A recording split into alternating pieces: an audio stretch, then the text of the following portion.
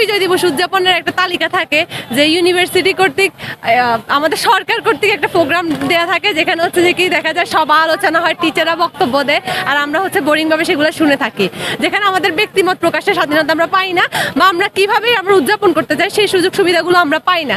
এই প্রথমবার যখন আমরা বিজয় উল্লাস করতে এসেছি, আমরা নিজের মতো করে, নিজের মন মতো করে সাজিয়ে আমরা উল্লাস করতে পেরেছি। এটাই হচ্ছে যে আমাদের কাছে সব থেকে বড় পাওয়া।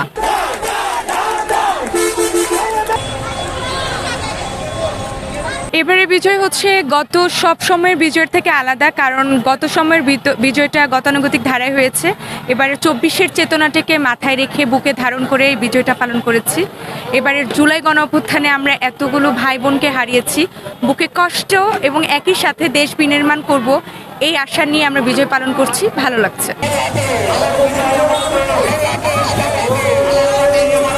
আমাদের বৈষম্যবিরোধী ছাত্র আন্দোলন থেকে আমাদের একটা র্যালির একটা উদ্যোগ নেওয়া হয়। বিভিন্ন কলেজ থেকে এখানে অনেক ছাত্রছাত্রীরা আমাদের অংশগ্রহণ করে। তো আমাদের এটা দেখে খুবই আনন্দিত লাগছে, এবং এই বিজয়ের এই সুবাসটা আমরা পাচ্ছি যে অনেক অনেক বছর পরে কোনো ফ্যাসিবাস্ট বিরোধী, মানে ফ্যাসিবাস্ট ছাড়া কোনো একটা বিজয় উল্লাসের আমরা উপলব্ধি করতে পারছি।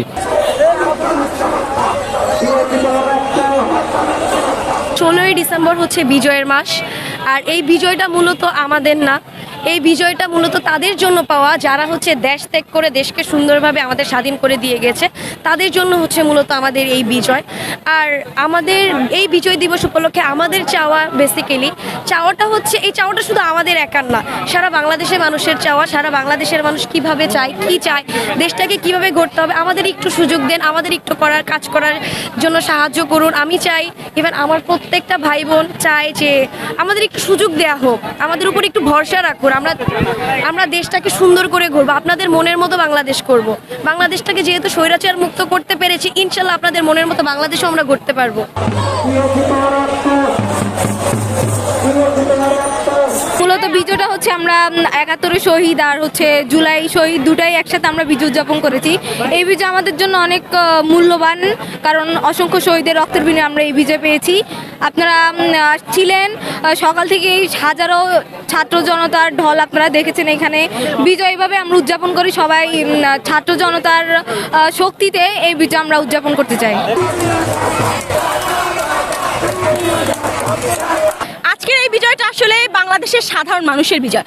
গত 54 বছরে আসলে এই বিজয়টা উদযাপনটা শুধুমাত্র একটা গোষ্ঠী, একটা দল, একটা পরিবার কেন্দ্রিকভাবে করা হয়েছিল, এবং দেশের মানুষের, সাধারণ মানুষের যে একটা আনন্দ উল্লাস, বিজয়ের স্বাদ, সেটা মানুষজন পায়নি।